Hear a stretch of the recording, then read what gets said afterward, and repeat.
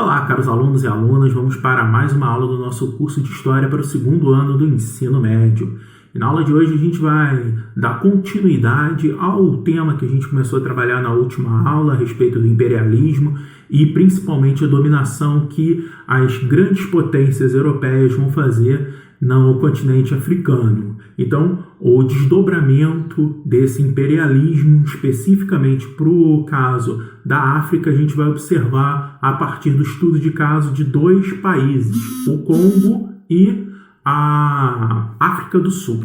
Então, vamos lá. Primeiro caso aí que a gente vai analisar bem na região central do continente africano, tem a região denominada Congo. E aí a gente vai começar a perceber que essa visão do que é Congo, do que é Nigéria, Angola, tudo isso vão ser organizações criadas por outros povos, não são dos povos nativos. O que eu quero dizer? Dentro da África não tinha essa organização espacial, territorial, como esses países colocados que nós temos hoje, nós visualizamos hoje. Então, havia uma clara diferenciação entre aquilo que era o país, por exemplo, no nosso caso aqui, Congo, e da população que se auto-identificava com vários outros grupos, sejam eles grupos étnicos, sejam eles grupos culturais, com passados históricos diferentes. Então, haviam vários grupos dentro de um território que, ao ser dominado pela Europa, eles vão estipular, criar e inventar uma palavra, inventar que aquilo ali é o Congo, aquilo ali é a África do Sul, aquilo ali é Angola, aquilo ali é Nigéria e por aí vai. Então, a princípio, esses povos eles não se auto-identificavam como um grupo único. E esse é o primeiro grande problema que a gente vai observar. Vamos falar a respeito aí um pouco mais sobre a história do Congo, que é uma história absurdamente triste para esse grupo populacional que habitava essa região inventada pelos europeus.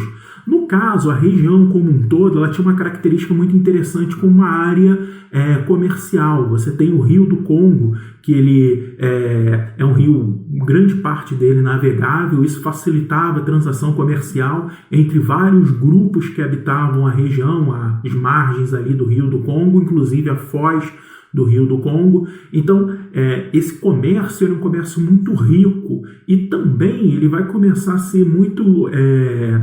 vai ser, digamos assim, grupos dentro da Europa vão crescer muito o olho, principalmente através do marfim, que é o primeiro grande elemento que eles vão encontrar. A imagem que eu trago ali é uma imagem extremamente forte. A primeira imagem ali são os elefantes. Esses elefantes que são mortos para a retirada do marfim, né? Esses elefantes eram mortos para a retirada do marfim, que tinha e tem até hoje um grande valor comercial dentro da Europa e do mundo como um todo. A outra coisa que vai ser muito retirada da região denominada aí de Congo vai ser a borracha. Outro ponto aí, essa extração da borracha vai ter um valor comercial muito alto na Europa, principalmente no finalzinho do século XIX, início do século XX, com um grande desenvolvimento aí dos carros, dos automóveis e tudo mais, da ideia de um transporte rodoviário, isso na Europa, e principalmente também nos Estados Unidos e outras áreas, há uma demanda muito grande de borracha, e essa extração de borracha vai ser de modo extremamente violento pelo dono do Congo.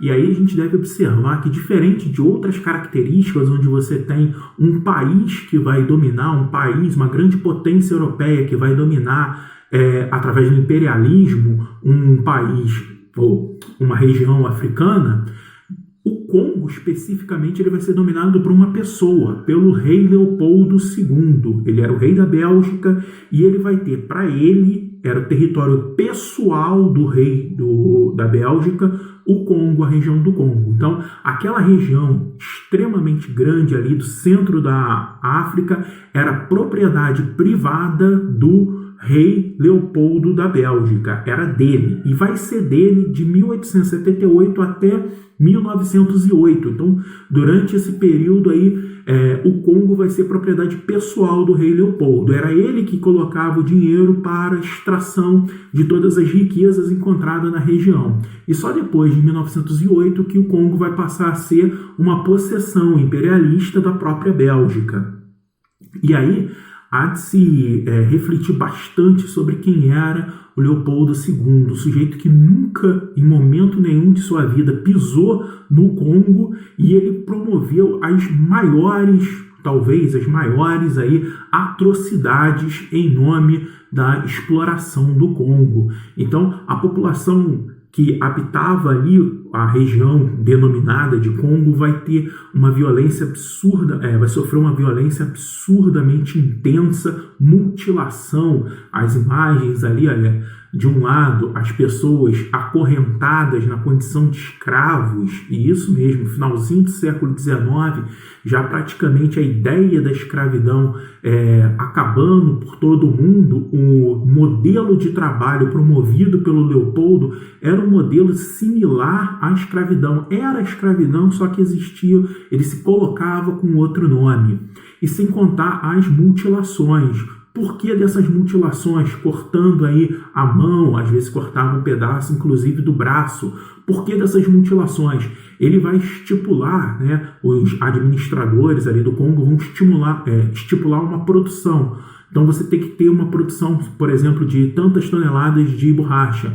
Se você não consegue, se a região não consegue atingir isso, a população vai sofrer as consequências. E as consequências são as piores possíveis.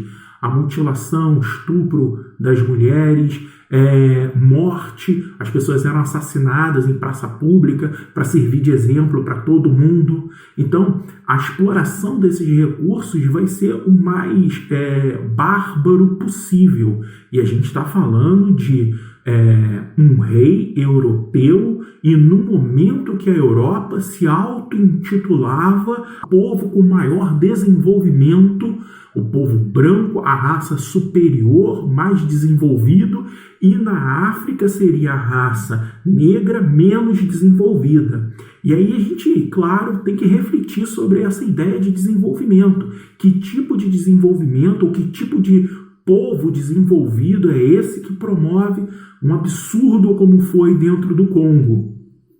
E aí, olha, estima-se que nesse período de dominação do rei Leopoldo II, cerca de 10 milhões de pessoas vão ser assassinadas dentro do Congo, em torno de 50% da população. Se coloca como um consenso dentro da história esse número de 10 milhões, metade da população sendo assassinada, um verdadeiro genocídio no Congo. E é interessante você pensar que até relativamente pouco tempo, alguns anos atrás, havia uma estátua na capital lá da Bélgica, havia uma estátua em Bruxelas do rei Leopoldo II, como sendo uma pessoa que desenvolveu demais o país, que colocou o país na vanguarda da Europa. É isso mesmo. O rei Leopoldo, até pouco tempo atrás, era considerado um grande empreendedor e um grande líder, uma pessoa que promove esse tipo de genocídio. É muito interessante a gente visualizar a história, como a história é contada através da perspectiva dos vencedores e muito pouco analisado sobre aqueles que sofreram as consequências. Porque um personagem como Hitler é extremamente famoso, mas ele é extremamente famoso muito por conta, claro, do genocídio, do absurdo que ele fez com o povo judeu, mas ele foi derrotado na guerra. E de fato foi absurdo. Mas o Hitler ele vai matar 6 milhões de judeus. O Leopoldo mata 10 milhões de africanos, 10 milhões de pessoas. E pouco se fala a respeito dele, porque ele seria, o Leopoldo e a Bélgica, como os vencedores da história. E é importante a gente questionar a história vista por o lado dos vencedores, ou o lado das grandes potências. Esse é um pouco o objetivo que eu estou tentando trazer para vocês, uma análise para além daquilo que se é colocado como visão geral. é de se questionar até onde quem é mais civilizado e quem é menos civilizado nessa região. E claro, falar de civilidade é também a gente observar o que aconteceu dentro da África do Sul, principalmente ali com o contexto de separação e segregação. Bom, o mapa ali já mostra, mais uma vez, né, a região sul da África, que ela não vai ser diretamente colonizada pelos ingleses. Haviam ali ingleses, franceses, holandeses, cada um dominando um pedacinho desse território que hoje é chamado de África do Sul. Então esses povos tinham origens completamente diferentes, culturas diferentes, línguas diferentes, e foram todos eles juntados, agrupados no que os europeus chamaram de África do Sul. E era uma região estratégica. Inicialmente ela vai ser muito estratégica no período das grandes navegações, ali na região do extremo sul da África, que você tem um encontro do Oceano Atlântico e do Oceano Pacífico, e esse encontro ali é uma região muito complicada, é o chamado Cabo da Boa Esperança, que foi contornado pelo Bartolomeu Dias, lá na época que a gente observou das grandes navegações, ou seja, um local importante para o comércio entre a Europa e o que os europeus chamavam na época de Índias, que seria o Oriente hoje. Então é um local muito estratégico comercialmente. E além disso, é um local que tem uma riqueza de metais preciosos absurdamente grande, desde ouro até diamantes também, uma região muito rica. E é claro, por conta dessa riqueza, que ela vai ser disputada pelos que eu já falei, pelos franceses, holandeses e os ingleses. A respeito, principalmente entre ingleses e holandeses, a gente vai ter a chamada Guerra dos Boers. Tá? E o que seriam isso? É uma região, o nome da região Boer era a região onde vai ser travado. É a região extremo sul da África, perto ali da cidade do Cabo hoje, e essa região vai ser extremamente disputada por conta, obviamente, dos metais preciosos. E no final das contas a Inglaterra acaba vencendo essa guerra, mas pelo acordo estipulado aí pelos ingleses, na verdade houveram duas guerras dos Boers, e pelo acordo firmado aí pelos ingleses, a região não seria de domínio direto dos ingleses, mas sim uma região autônoma. Apesar dela ser autônoma, mesmo assim ela vai ter um intenso domínio dos ingleses, vai ter uma imposição de se falar inglês dentro da África do Sul. Com o domínio dos ingleses na África, vai ser criado um dos movimentos de separação, de segregação entre a população nativa e os europeus mais violento que a gente já viu na história, que é o regime do Apartheid. Tá? Apartheid significa separação. Eu coloco ali uma ilustração, uma praia. Então, a praia era uma região para brancos, para pessoas, área de brancos. Ou seja, uma pessoa negra não poderia usar aquela praia ali especificamente colocada. Haviam regiões muito específicas onde se podia construir casas para brancos e locais onde se podia construir casas para negros. Então, no regime de separação, coisas como a gente já observou também dentro do próprio Estados Unidos, como banco de você sentar para pessoas brancas, banco de você sentar para pessoas negras, ônibus para pessoas brancas, ônibus para pessoas negras, escolas e tudo mais, toda uma ideia de separação e tudo com arcabouço legal. Uma pessoa negra não podia entrar num ônibus que seriam para brancos, não podia sentar numa cadeira que seria para brancos. Então, assim, é algo muito intenso essa separação e extremamente violenta. Todos aqueles que foram contrários a essa dominação vai sofrer diversas consequências. Obviamente, eu não vou entrar muito em detalhes do Apartheid, porque a consequência do Apartheid já vai ser assunto para o período aí da chamada descolonização da África, um outro assunto que a gente trabalha no terceiro ano do ensino médio. Eu não vou me estender nisso. Mas é claro que uma das coisas que a gente mais deve refletir ao pensar a história é a resistência. Eu tenho trabalhado muito com o conceito de resistência e mostrado para vocês que a história ela se constrói através de resistência. A história não se constrói de povos que aceitam a sua condição. E muitas das vezes, ao ser escrita, ao ser colocada por um historiador, eles tendem a omitir a resistência de determinados povos, como muitas das vezes foram omitido a resistência dos povos nativos da África contra a dominação imperialista europeia. Mas essa resistência é uma resistência muito difícil. Eu pontuo aí algumas dificuldades que a gente vai ter. Apesar, e é bom frisar, vai haver resistência em todos os locais dominados pela Europa. Todos os locais vão ter resistência, umas mais efetivas, outras menos efetivas. Umas resistências vão ser de grupos armados que vão promover batalhas, guerras civis contra os militares europeus.